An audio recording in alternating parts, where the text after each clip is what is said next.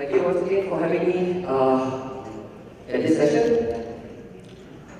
For the next 20-30 minutes or so, I'm going to bring us all into the dark side of tourism, in the area of child exploitation, and what we all can do to go back. Now, before you throw your shoes at me for calling you mad, let me explain that MAD stands for Make a Difference. Child exploitation, thank you. Child exploitation and what we all can do to make a difference. Alright? So don't throw your shoe at me because I call you mad. I call you mad because you are making a difference. And I will show you how we all can make a difference in the lives of these vulnerable children.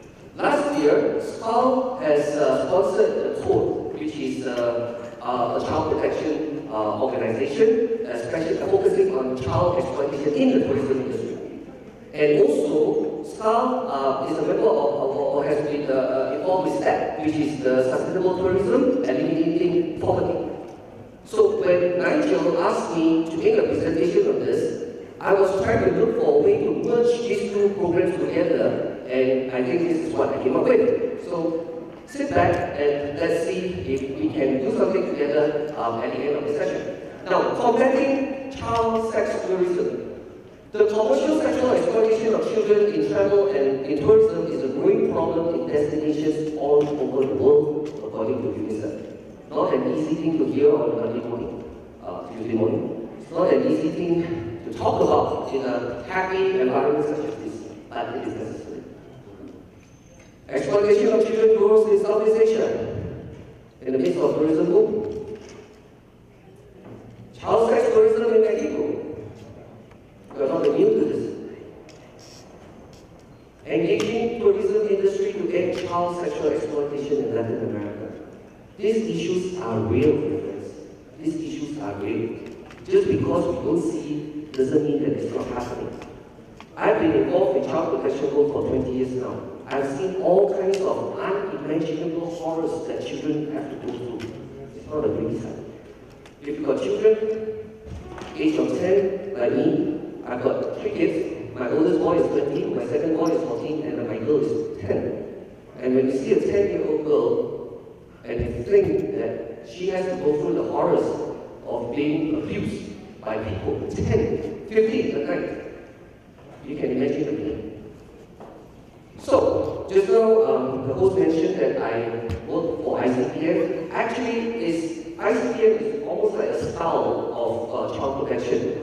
We belong to diverse groups of people, but we all have the same passion, the same views, or the same plans to work as a partnership, working across borders to protect children worldwide. So I'm going to talk a little bit about what we do in ICPM. This is my colleagues used to, well, they don't used to, they still do. They joke that, this is my full-time job actually, and I'm just doing part-time work in still there. Unfortunately, still there is the one paying me. The pedophile rings around the world, they will share among themselves videos of them abusing children. So one pedophile may videotape himself having sex with a 10-year-old girl or 10-year-old boy in Cambodia, and then share among his friends and he says, hey, look, I did this in Cambodia last week. Nice, huh? And then somebody else will come back and say, that's nothing. Look, I'm having sex with girls with rings around the neck. Isn't that even more exotic? So they do this kind of stuff. This is a place in Chiang Mai. This is the tribe of children who are ethnically Burmese but living physically in Thailand. So according to the Thais, they are Burmese, not my problem. According to Burma, they are in Thailand, not my problem. So both governments, in the eyes of both governments, these children don't even exist. So how do you protect a bunch of people who do not exist? So the army will go in, pick all the people that they want, throw over to the other side to the logging camps. There's a big container with beds, like 8 beds in the container. The girls are tight. The logging people will go in and pay $2 per entry and do whatever you want. Go to Kanchanaburi, go to Chiang Rai. Believe me, you see this.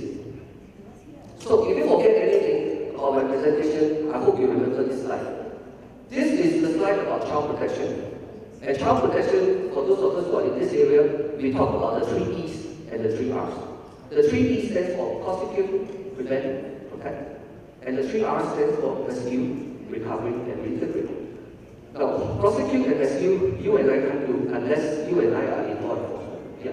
So a lot of us are tour operators, hotel operators, catering, restaurants, e-motors, whatever, doesn't matter. Because even if you can't do the prosecute and rescue, you can actually do the prevent and protect and the recovery and reintegrate. Let me explain a little bit. I started my so-called career in child protection in the recovery and reintegration area. When a bunch of Interpol guys, with balaclava over their head, they kick out the top, and with guns they say, get down on the floor, get down on the floor. They catch the bad people. That's the easy part. 20 minutes is all over. But then they got 269 children that they rescued. What are you going to do? Police is not going to take it back. Especially if it's in a foreign country. So you get stuck with that children. If there's no proper recovery and reintegration, these children will be going back in the same place. So I started my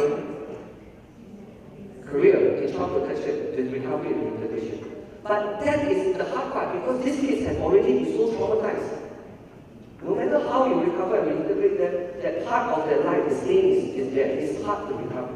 Okay? So I was looking back at the upstream. How do you prevent and protect from this happening in the first place so that you don't have to rescue and try to recover? That part is hard. Okay? So that's how I begin to sort of find ways to do this. I'm going to show a 2-minute clip.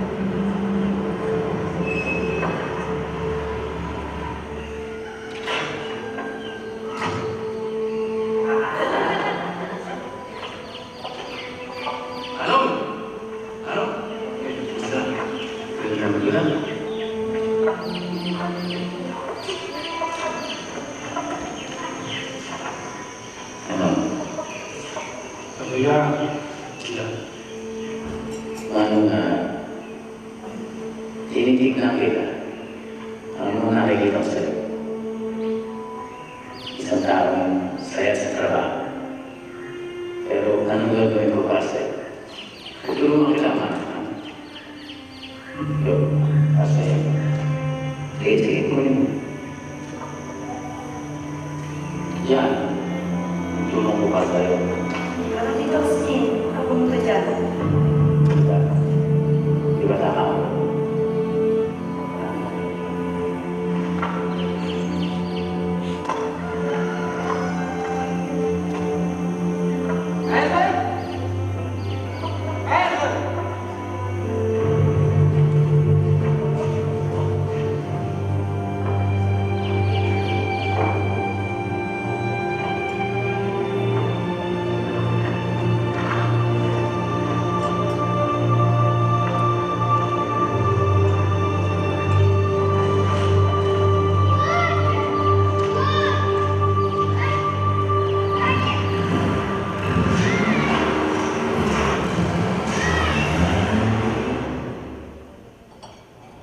Now that was, don't on the right side, that was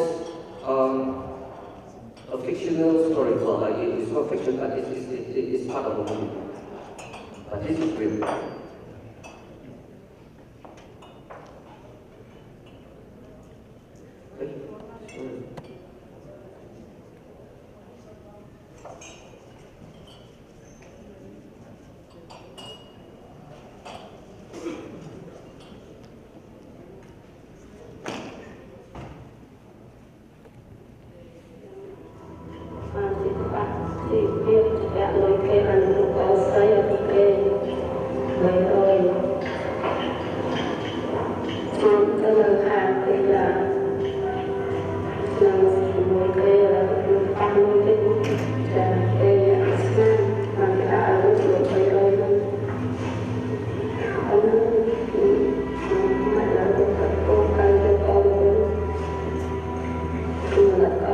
lạnh quẹo là buổi khuya mình có thể sắp tất cả ai con mình sẽ cà phê gì kê còn cái chúng ta vẽ rồi về một con quạt lỏng hàng một con là con mặc cho quay mình là người có ẩm nói chân cà phê vẫn còn chân phương hạ nên nhóm dân chủ độ. So, what's the root cause why families have to sell children? None of us here in our minds would ever think of selling a child. But this is dire poverty. Dire poverty compels people to the extreme actions. Not judging them, but no child ought to be sacrificed for the sake of the rest of the family. So sustainable livelihood programs are very, very important. Alright? So let me take us through how we run these programs. Alright? So now we are going to something happier. Now, you are familiar with this. It says, give a man a fish and he will eat for a day. Teach a man a fish and he will sit in a boat and drink beer all day. No, this isn't.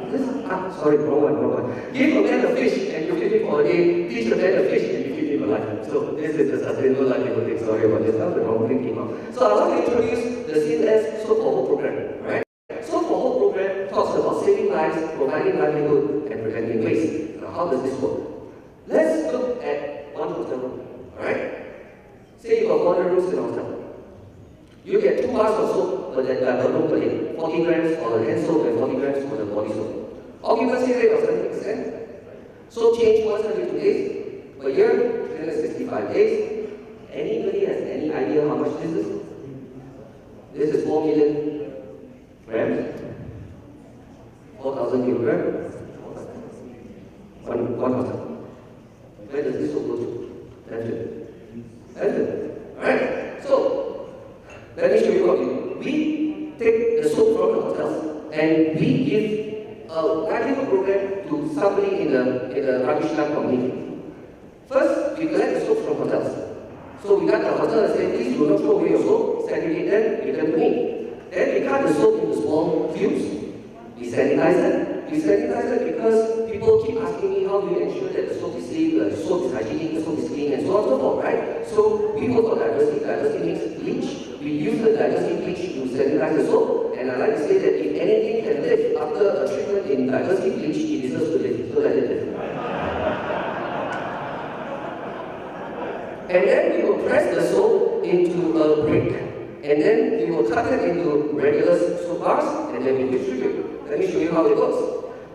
This is a family in the rubbish dump community in Phnom Penh, and if you see the table set up, all the things on the table, can you tell me what it looks like? You've got a mortar and pestle, you've got a chopping board, you've got a bowl of mixing. What does it look like? Does it look like a soap factory? No, it looks like a kitchen. Yeah, master chef. Right in the slums, master chef. So I don't know Cambodian, they don't know English, but we went through the whole process, taught them, soap came out, kids love the smell of soap. This is how it looks like, right? So after the soap is made, there's a livelihood program with it, but the people cannot sell 4 tons of soap. There's no way anyone can finish selling 4 tons of soap. So what do you do with the rest of the soap? You give it for free. There's 3,000 people around in the community who need soap. They live in a rubbish dump, for goodness sake. So we give them free soap. So we went to the rubbish dump. This is another community actually. So we took the soap, and this is the place, the kind of houses they live in. If you look at the bottom of the picture, you can see a pool of water, and that is a stagnant, dirty, smelly pool of water, full of mosquitoes. So we also added things like cyclodella into the soap to make the soap a medical delivery device as an anti-mosquito. So it's not only hygiene, providing free healthcare in terms of hygiene, but we also give them anti-mosquito. And this is a community that lives in a cemetery. That is tombstones, the tombstones that you see in front. Because they are HIV people, ex-sex workers, so they are ostracized in the community, they live in the cemetery. Children, when they get the soap, they use it immediately. This is an abandoned children's home right in the slum itself. The ex-sex workers, sometimes they don't use protection, so they get pregnant, and so when the kids are born, they just dump them, and it's sad. Okay, so what makes soap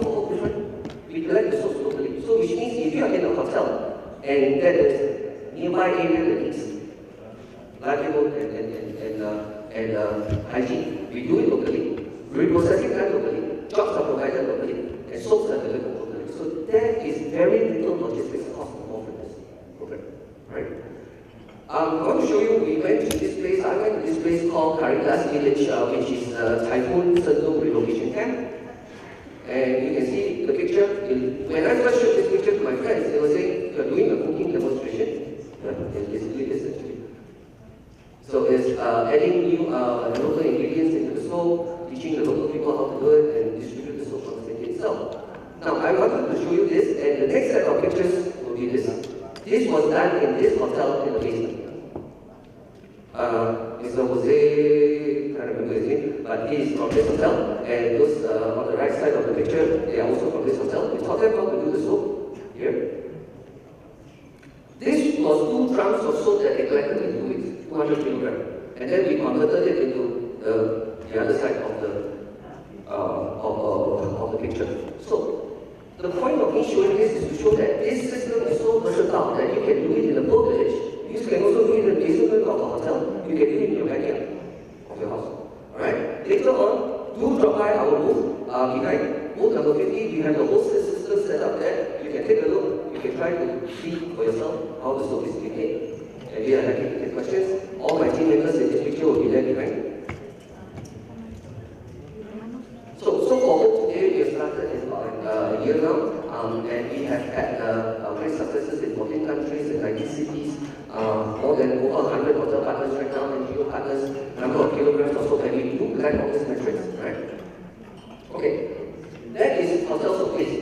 Hotels have also another big waste, which is linens. Hotel linens. I'm not sure about you, but those of you who run hotels, but some of the big 5-star hotels, they throw away their linens every 9 to 12 months. 120 washes, whichever comes first. 230 thread count distribution cotton linen. So, just because of the red wine stain or lipstick stain that they had. So what do? This is actually a room where they store all the cotton linens. I go pick it up, and in a place like Philippines, when it got hit by typhoon, 3,000, 6,000 people died overnight. Where do they get the burial shops from? This body bags, coffins. We use king-size species as burial shops. So after we take care of the dead, we take care of the living.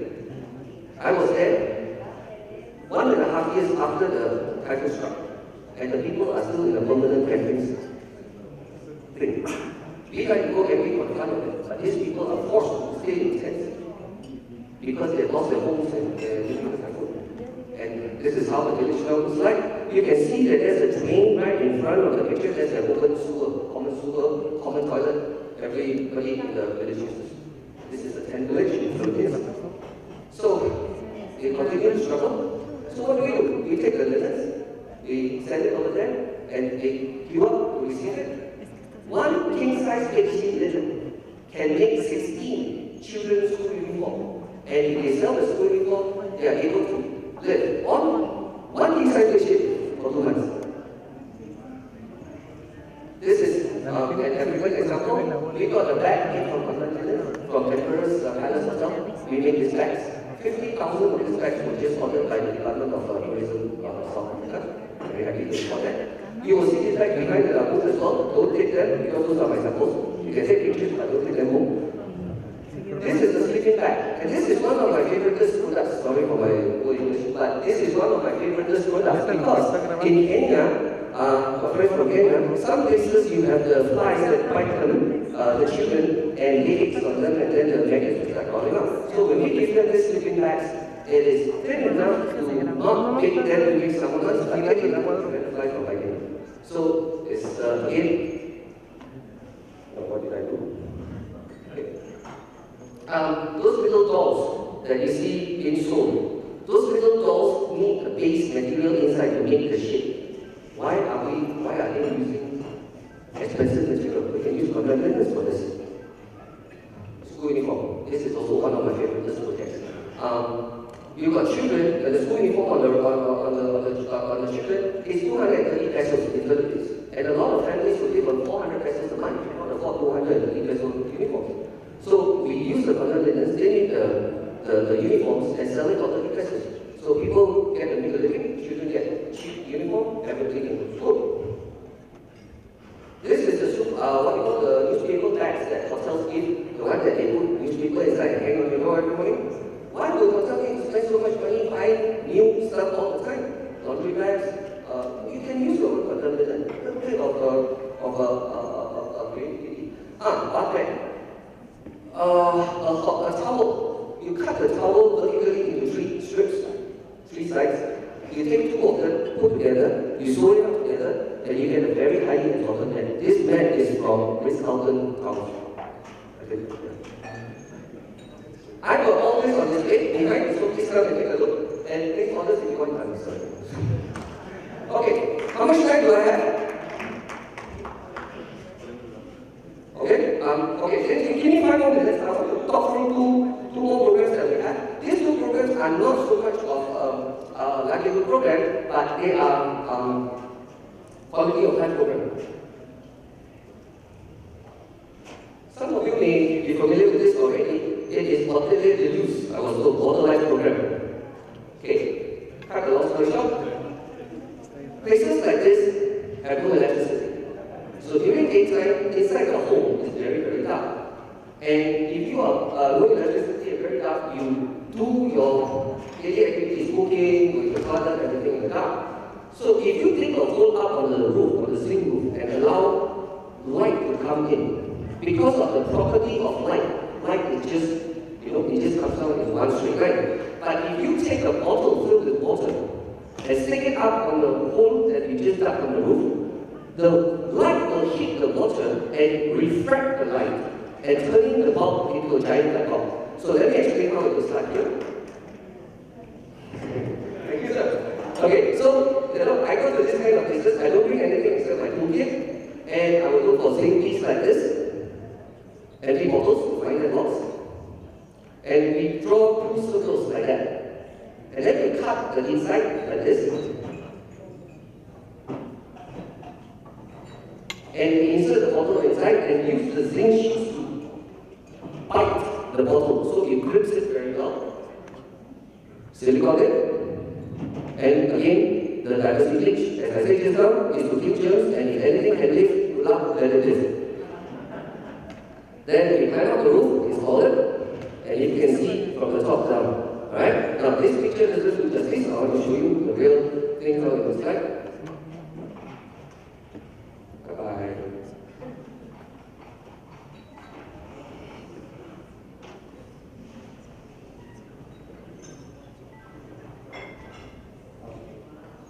You want to cut off the book? This is a toilet, and once you install, there's no switches. It's one permanently. Okay? If you want to demonstrate it, you have to use a tin, an empty tin to cover up the light. And this is a 4-cent investment. Right? I grew up in this kind of environment. The toilet is not a nice room like this, but it's a blue pill in the ground. And you go in the dark, you step on snakes, you got scorpions, sometimes you're laughing, then you know what I'm talking about, sometimes you do quite a something, you come up with a smear and people laugh at you because you do your business in the dark. Now this is the quality of life. Okay?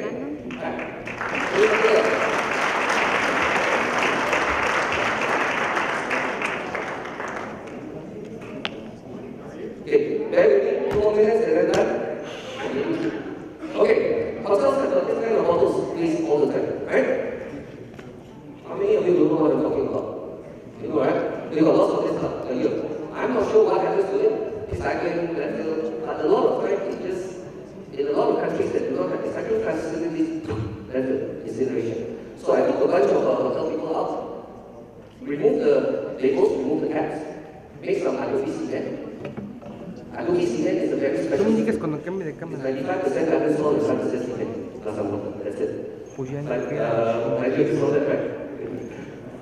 Okay, and then I took them up, fill it up with, fill the bottles up with adobe. Children came in and they like to play around with us. Put it in the sun for a while, and we used it to build a wall. This is a bottle shipwreck. The feeling that you at is sometimes like if you take a Coca-Cola and put inside your refrigerator just to chill it down, but it doesn't get chilled down fast enough, you stick it in the freezer. And then you pour out about it. And by the time you take out, it's a piece of brick, same feeling, right? But this is another cement brick. And we used to build, and after a while we got the Great Wall of China. The Great Wall of Bank. And it looks unfinished because it is actually to show that this is the waste during one night of the hotel waste. So one night we managed to do this. We became carbon-neutral, but we are also quite ambitious. We are not just happy to walk. So let's see what we do. This kind of rubbish you can get anywhere in the world. 1.5 liters, 2 liters bottle, Coca-Cola, Pepsi, whatever, common side. Same thing. We got the team ready, remove labels, remove caps, play with mud, involve children, stick it in the sun, use it to build. The good thing about 1.5 liters is that whether it is Coca-Cola or Pepsi, it is plain color. Sprite, which is in green, Orangina, which is in blue, and there's a red one there, which I don't even know what brand it is. Doesn't matter. 1.5 liter is same size, same diameter. You can use it any kind of issue, and we build a school.